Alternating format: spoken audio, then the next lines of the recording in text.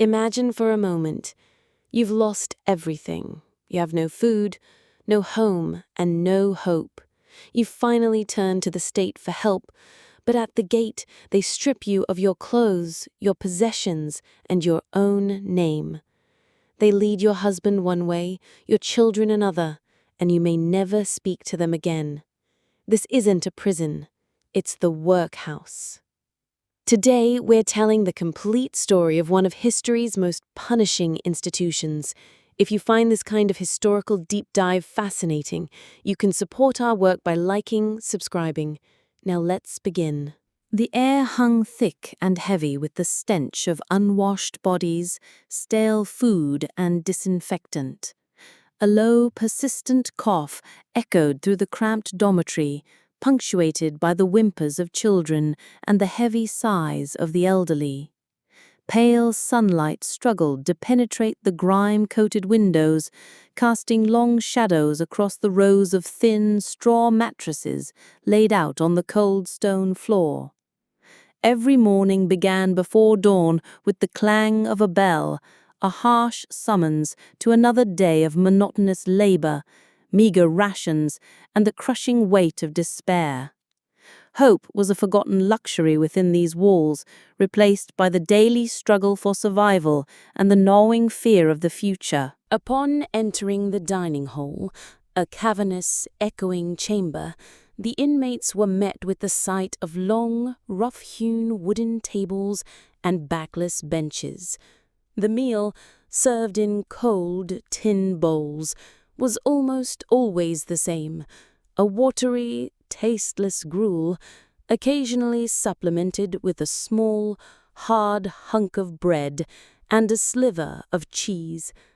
The portions were deliberately meager, just enough to sustain life, but never enough to quell the gnawing ache of hunger that was a constant companion to all who resided there. Mealtimes were silent, supervised affairs, with the ever-present threat of punishment for any perceived infraction, turning what should have been a moment of respite into another exercise in control and degradation. The workday was a long and grueling affair, a monotonous cycle of repetitive and often pointless tasks designed to break the spirit as much as the body. For the men, this could mean spending hours in the icy cold of the workhouse yard, breaking rocks into smaller and smaller pieces with heavy hammers until their hands were raw and blistered. The women and older children were often assigned the task of picking oakum, painstakingly unraveling old tarred ropes into individual fibers. The air in the oakum room was thick with dust and the acrid smell of tar, and the work was so tedious it numbed the mind, leaving the inmates with nothing but the dull ache in their fingers and the emptiness of their thoughts.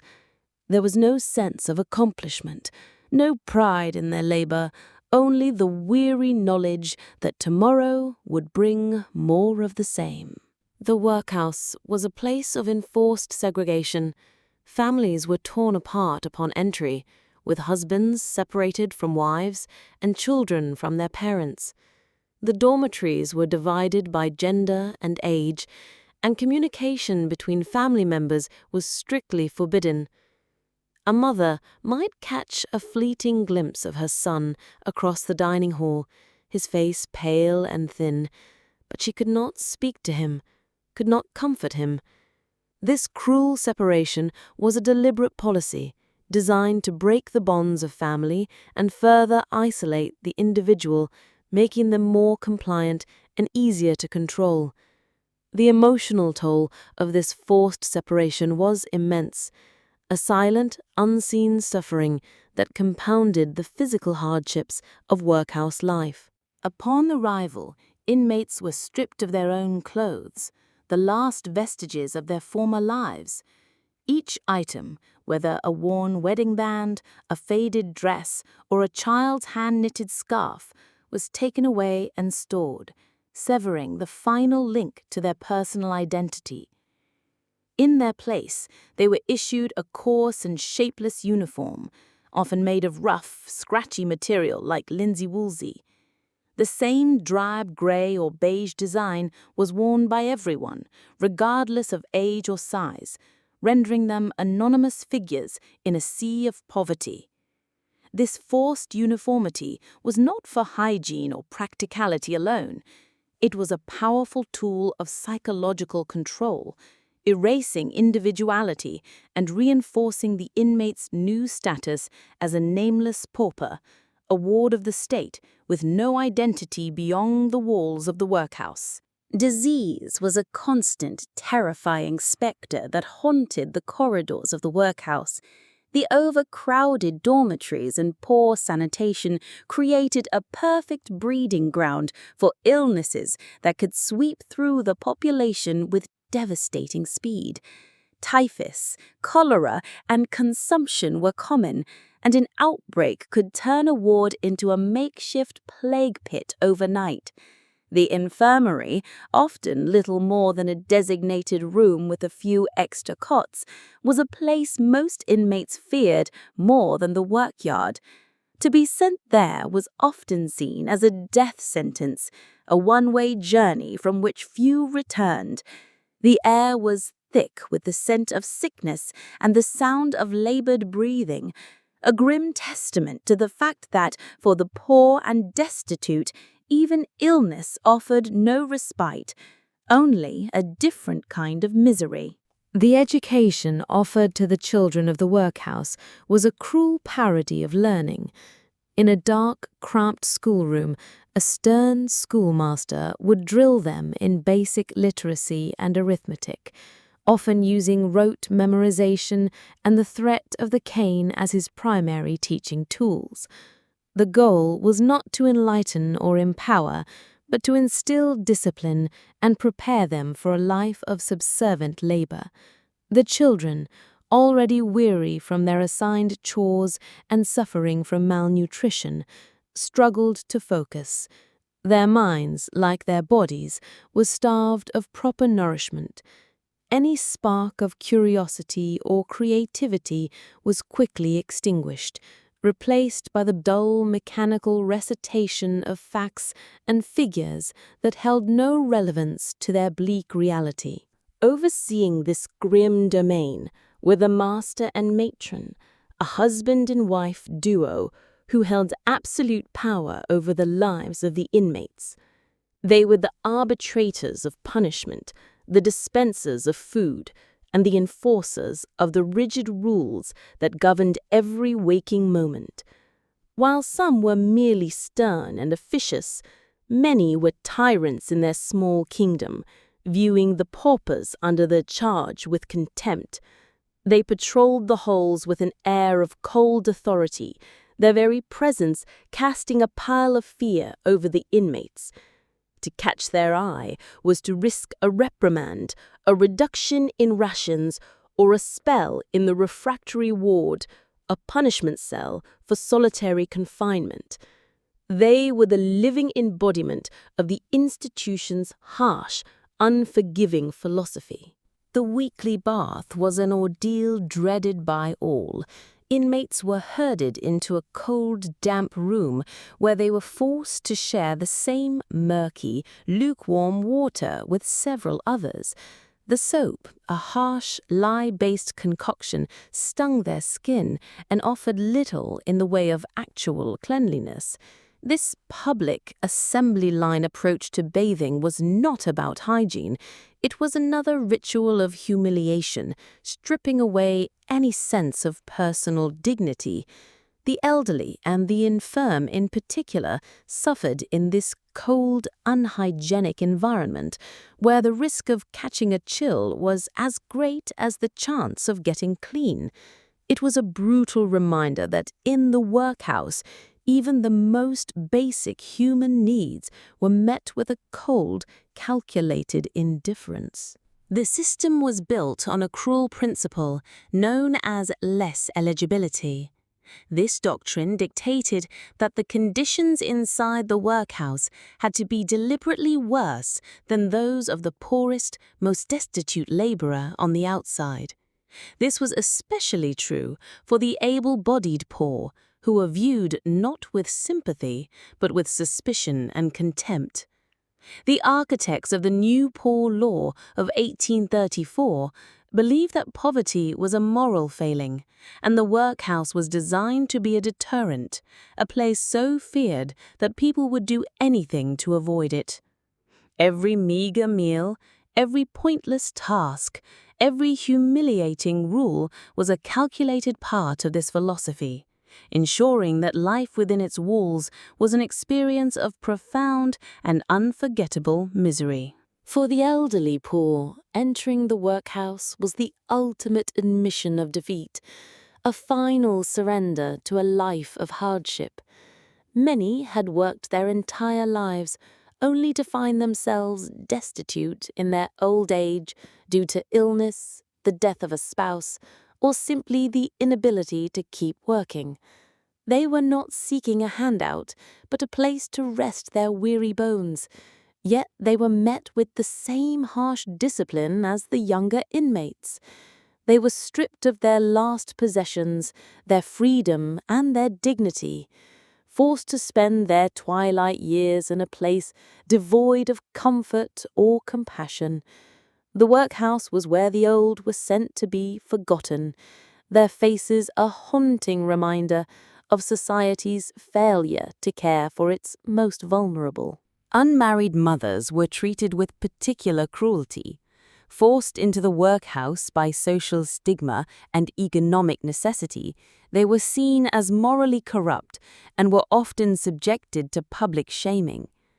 They were forced to wear a distinctive yellow stripe on their uniform, a visible mark of their sin that set them apart for ridicule and contempt.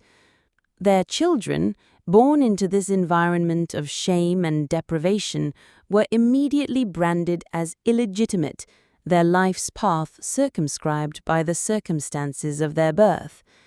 This targeted humiliation was a brutal form of social control, a way of punishing women who dared to defy the rigid moral codes of Victorian society. For the able-bodied poor, the workhouse was a place of particular torment. They were the objects of the greatest scorn, their poverty viewed not as a misfortune, but as a moral failing. In the eyes of the poor law guardians and the workhouse staff, their presence was a sign of idleness, of a character defect that needed to be corrected through harsh discipline and relentless labor.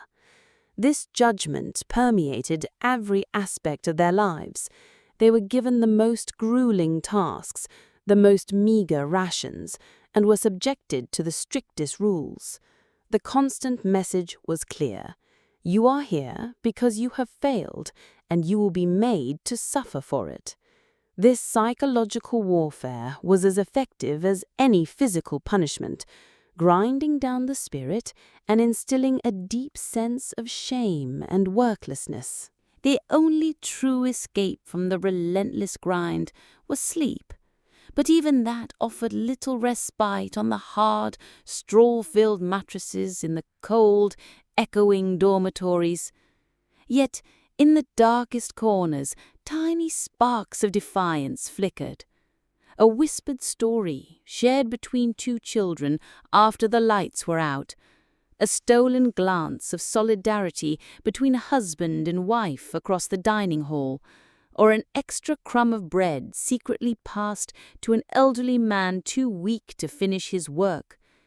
These were small, dangerous acts of rebellion. They were gestures of humanity in a system designed to stamp it out. Fleeting moments that reminded the inmates they were more than just paupers, more than just numbers in a ledger. They were still people, capable of kindness and connection, even in the face of overwhelming despair. The very architecture of the workhouse was a statement of power and control. Buildings were often designed with a central administrative hub from which the master could survey the entire compound. Segregated wings radiated outwards for men, women, children, and the infirm, ensuring families remained separated and inmates were constantly categorized and confined. Windows were placed high on the walls, preventing any view of the outside world and reinforcing the sense of imprisonment. Every locked door, every long, sterile corridor, and every barren yard was intentionally designed to intimidate and to make surveillance easy. The building itself was a key part of the disciplinary machine, a constant, silent reminder to the inmates of their captive status. For those without a fixed abode, the vagrants and tramps who wandered the country in search of work, the workhouse offered a temporary and brutal form of shelter in the casual ward. Conditions here were deliberately harsher than in the main institution. Inmates were often housed in individual cells, little more than tiny, locked cages with a wooden plank for a bed.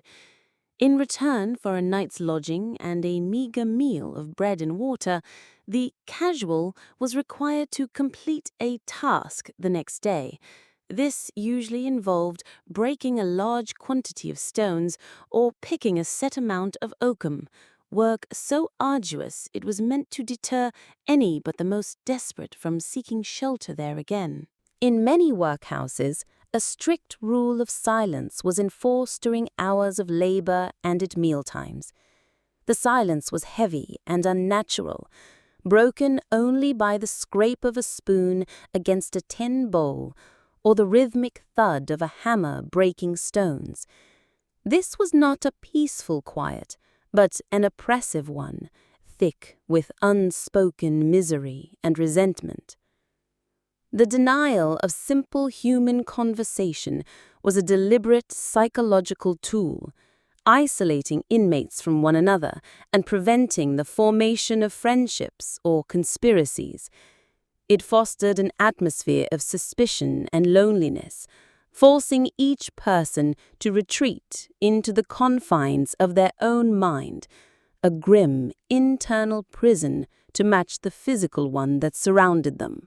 Punishment for breaking the rules was swift and severe. The ultimate penalty within the workhouse walls was confinement in the refractory ward. This was a set of punishment cells, often located in the basement, that were cold, dark, and damp. An inmate could be locked in one of these cells for days on end for an act of insolence, refusing to work, or being caught with contraband.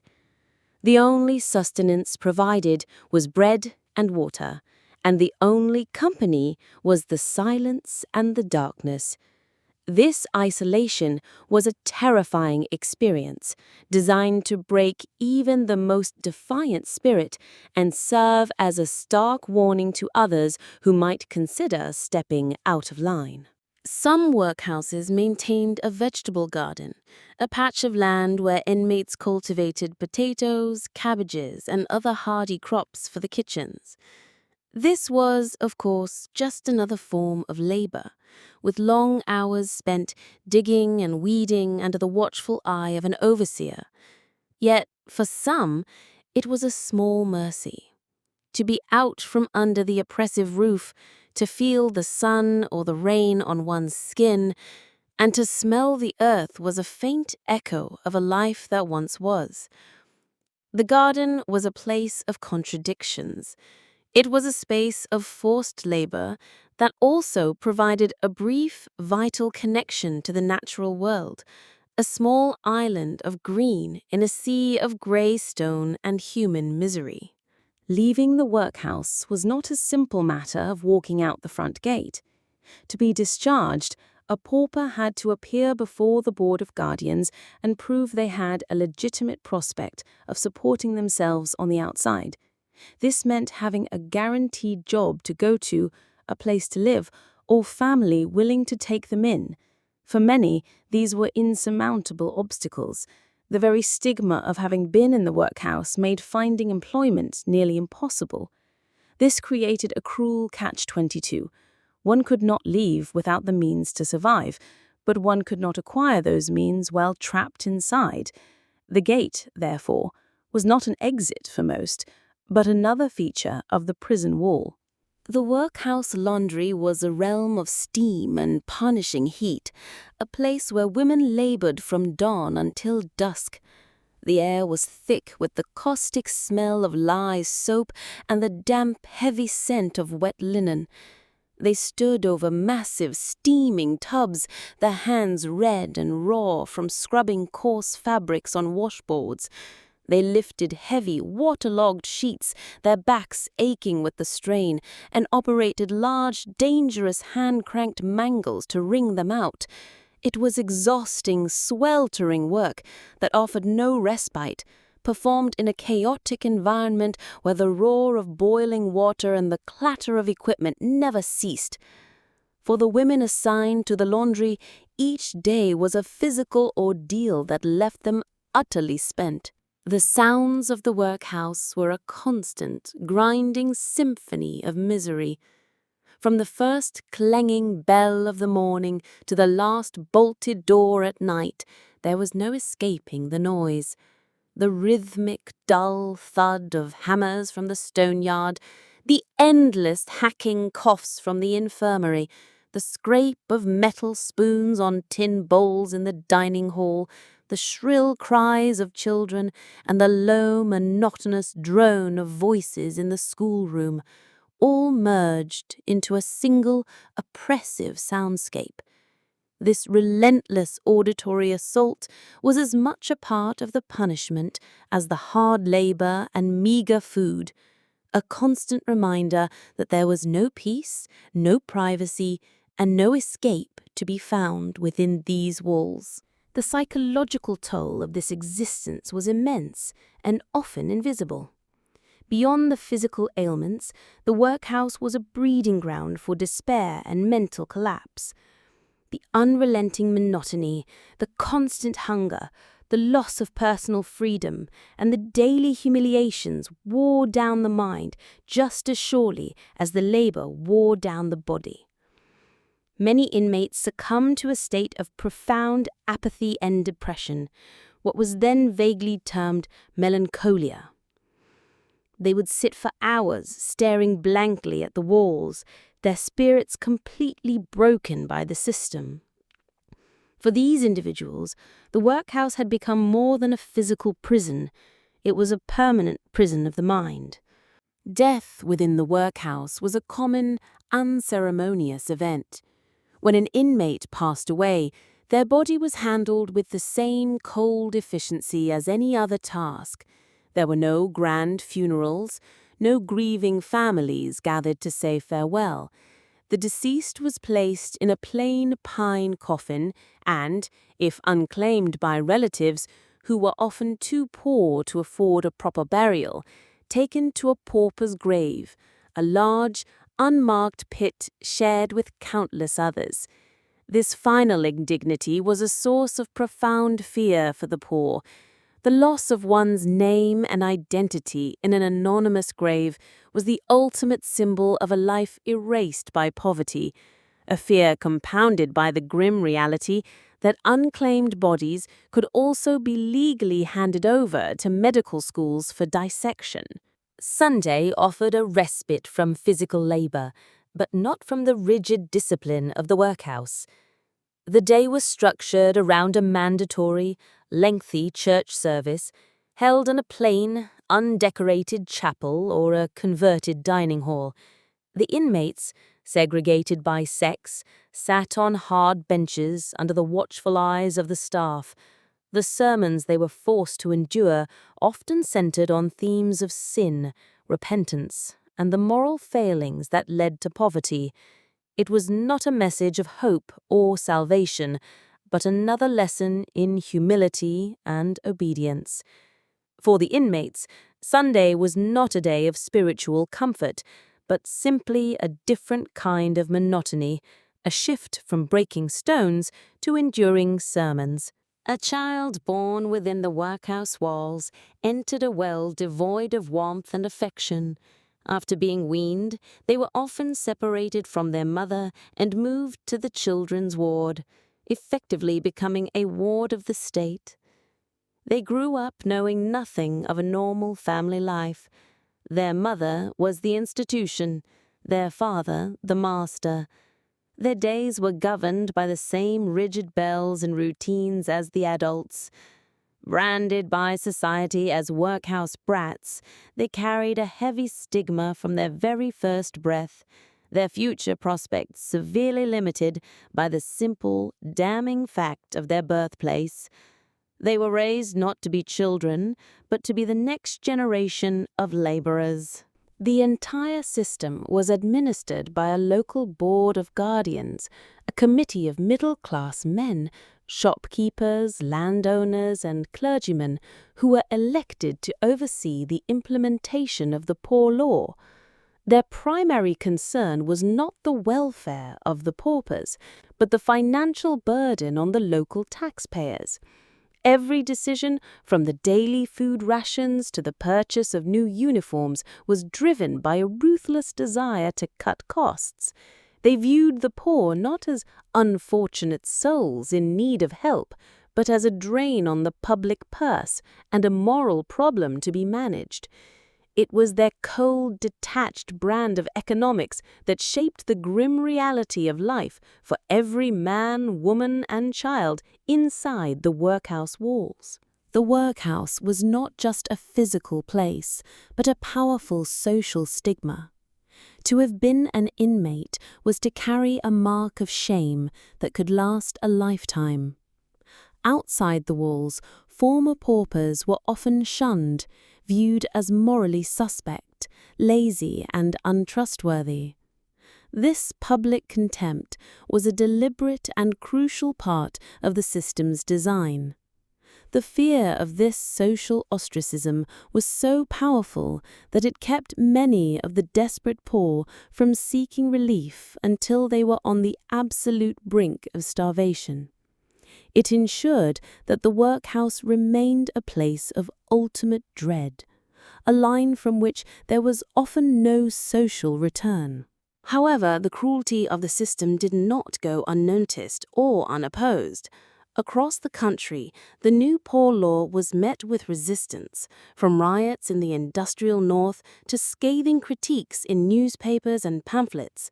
Social reformers and writers, most famously Charles Dickens in Oliver Twist, began to expose the horrific conditions to a shocked middle-class audience. They painted a damning portrait of the workhouse, challenging the prevailing view that poverty was a moral failing. These voices of dissent were the first cracks in the foundation of the brutal workhouse system, planting the seeds of reform that would take decades to grow.